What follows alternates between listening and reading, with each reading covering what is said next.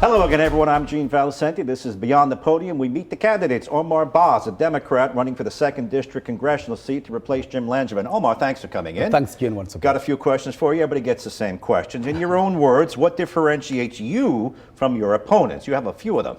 I've lived and the experience. I do currently real-life work, helping thousands of people to adjust to American society, get jobs, job trainings, and mentor people. Right. And none of them does that. What do you think is the most important issue facing Rhode Island? The most important issue at the economy. Mm-hmm.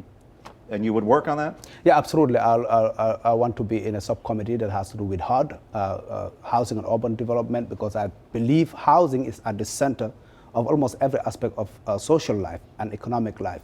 Housing deals with the homelessness. It addresses issues of mental health and the economy and employment and education. So it's at the center.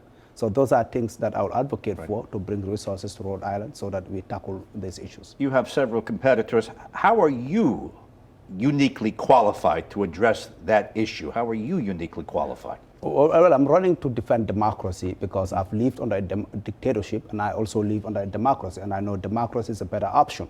And after January 6th, I knew that America is certainly potentially under attack. The democracy that has endured for over 250 years. I want to go to Washington to use my experience to fight and hold those people accountable, to ensure that nobody thinks about attacking our democracy once again. None of the candidates have lived and knows what it means for democracy to fall. And that is where I stand out, and I want to use that lived experience to fight, to go to Washington. What is an example of something, a policy or an issue that you've changed your mind on over the past few years? You say, I used to feel one way about this, but now I feel differently. Does anything come to mind that you've changed your mind on? Well, I mean, a lot of things, around foreign policy, for instance, about immigration.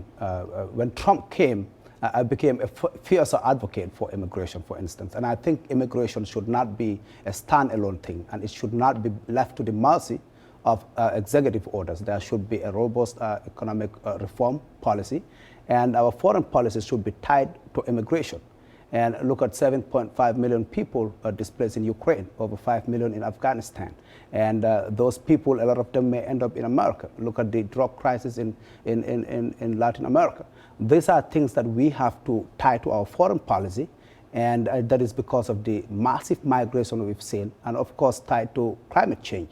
So we need people who understand these issues, people who've seen a different perspective and know how that can affect American foreign policy and how people are perceived out there, and what that could also impact on American immigration. Okay, just a couple of broader questions. Is there a question that you wish someone would ask you? You're with a lot of reporters, you used to be one. Is there a question you wish someone would ask you?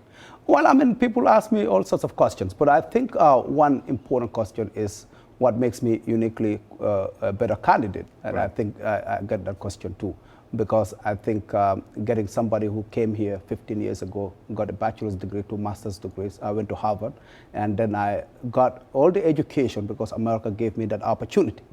And here I am giving those systems to thousands of others. And I want to take that to Washington. I want to expand that to everybody in the district, to every American. I want to give Americans, especially Rhode Islanders, the chance to lead the way. You've taken chance on me. Do it once again. Because it's the first time a black person or a person of color will be in Washington. And this is a unique opportunity to take chance on me. Do you have a political hero? Somebody you admire? Who is that, and so why? So many. JFK and Obama, those are great people that I look up to. Okay. Yeah. What is the best advice you've ever received?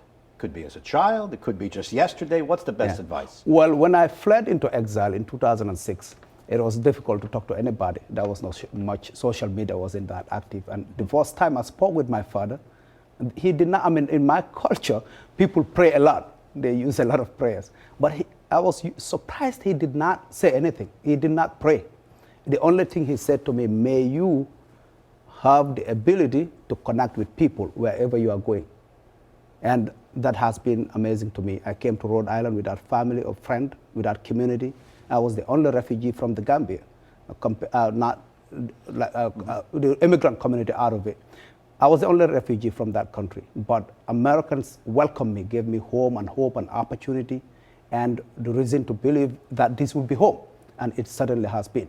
People gave me everything. I went to school and got all the jobs that I needed, and I've been able to attain the American dream and give that to others. So I think the ability to connect with people Yep.